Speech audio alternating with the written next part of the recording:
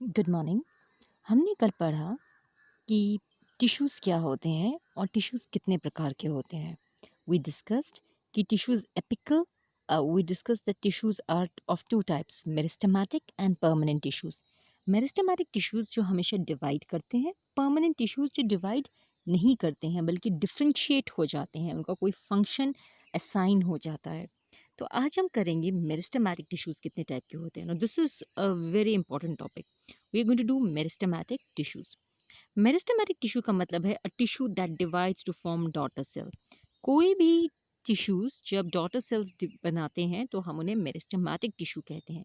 जैसे कि अगर आप यहाँ देखें, ये देख सकते हैं आप यहाँ पे कि टिश्यूज डिवाइड हो रहे हैं, so this is called a meristematic tissue, right. तो ये कितने प्रकार के होते हैं? The first type of meristematic tissue is called apical meristem. Apex का मतलब होता है किसी भी पौधे का ऊपर का हिस्सा या नीचे का हिस्सा। The apex at the top और at the bottom, this is called apex. तो apical meristem is present at the tip of the stem और the tip of the root. अगर ये कोई पौधा है तो पौधे के बिल्कुल स्टेम पे, ऊपर स्टेम के टिप पे और रूट्स के टिप पे आपका एपिकल मेरिस्टम प्रेजेंट होगा। It will increase the length of the plant, वो पौधे की लंबाई को बढ़ाने में मदद करेगा। अगला है हमारा लेटरल मेरिस्टम। लेटरल मेरिस्टम आपके पौधे के साइड्स में होता है। तो अगर आपका ये कोई प्लांट है तो लेटरल मेरिस्टम इसके यहाँ पे डेवलप होगा और इसके वजह से आपका पौधा, ये देखिए आपका जो पौधा है वो ऐसे चौड़ा हो जाएगा, उसकी चौड़ाई बढ़ जाएगी। It will increase in girth, right. So this will increase the width of a plant. आप जानते हैं कि मैंगो का पेड़, सेब का पेड़ या आम का पेड़ जब आप लगाते हैं तो वो बहुत ही छोटा सा पतला सा होता है, लेकिन कुछ सालों में वो उसका तना बहुत मोटा हो जाता है। This is because of lateral meristem. The third is called intercalary meristem. Intercalary meristem is the base of internode. इसकी लोकेशन जो है वो इंटरनोड के बेस में है। तो अगर आपको याद हो तो अगर आपने बैम्बू का पौधा देखा हो या शुगर केन का पौधा देखा हो तो आपने उसमें इस तरह की डंडियाँ देखी होंगी। इन डंडियों को हम कहते हैं नोड्स और इसके बीच की जगह को हम कहते हैं इंटरनोड। Internode, right. इस इंटरनोड के बेस में यहाँ पर ये इंटरकैलरी मेरिस्टम प्रेजेंट होता है। इस इंटरकैलरी मेरिस्टम से कोई लीफ निकल सकता है या कोई नया स्टेम निकल सकता है या कोई फ्लावर निकल सकता है। सो this is the function of intercalary meristem. Location, base of the internode, और ये इंटरनोड की लेंथ को इंक्रीज करता है। यानी कि अगर आपका इतना का छोटा पौधा है तो उसमें इंटरनोड की लेंथ बढ़ जाएगी, नोड्स दूर दूर हो जाएंगे और पौधे की लंबाई बढ़ जाती है। This is the function of inter calorie meristem. तो अगर आप आगे देखें, this is a very important diagram, आपकी एनसीईआरटी टेक्स्ट बुक में डायग्राम दिया गया है, ये बहुत इंपॉर्टेंट है। ये देख सकते हैं आप यहाँ पर।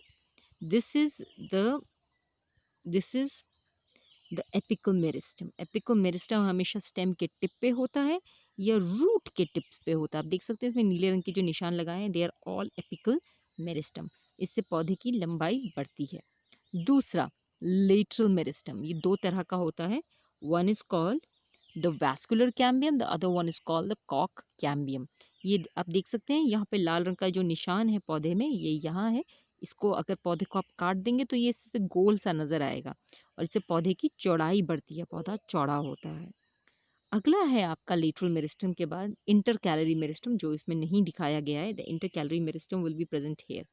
यहाँ पर जहाँ से लीफ निकल रहे हैं, they will have the inter calorie meristem, क्योंकि यहीं पर नोड्स होते हैं।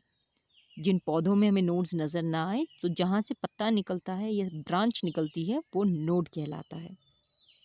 So this is the location of your embryonic tissue और द इंटरकैलरी मेरिस्टम।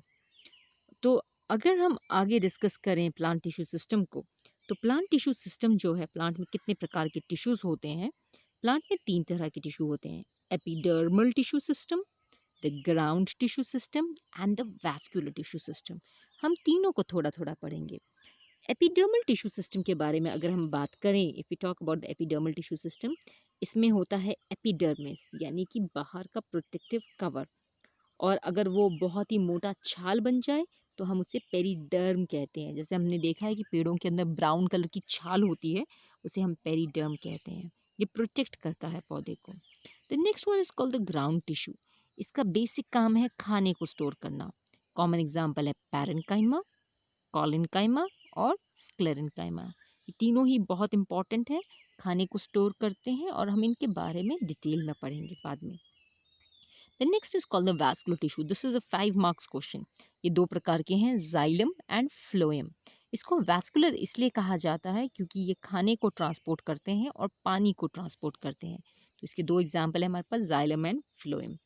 तो let's if you talk about the ground tissue जो है वो फूड को स्टोर करता है और ये 3 प्रकार का होता है, पैरेन्काइमा, कॉलिनकाइमा एंड स्क्लेरेनकाइमा। इनको हम सिंपल परमानेंट टिश्यू भी कहते हैं। Why do we call it simple permanent tissue? Because they are all made up of the same kind of cells. ये एक ही तरह के सेल्स के बने होते हैं, इसीलिए इन्हें कहते हैं सिंपल टिश्यू। और परमानेंट क्योंकि इनका फंक्शन जो होता है वो फिक्स्ड होता है। तो आज के लिए हम इतना ही करेंगे, सिंपल परमानेंट टिश्यू क्या होता है और मेरिस्टेमेटिक टिश्यू कितनी प्रकार की होती है। अब ये एनसीईआरटी टेक्स्ट बुक में इसका डायग्राम है, उसको भी रिवाइज कीजिएगा। Thank you.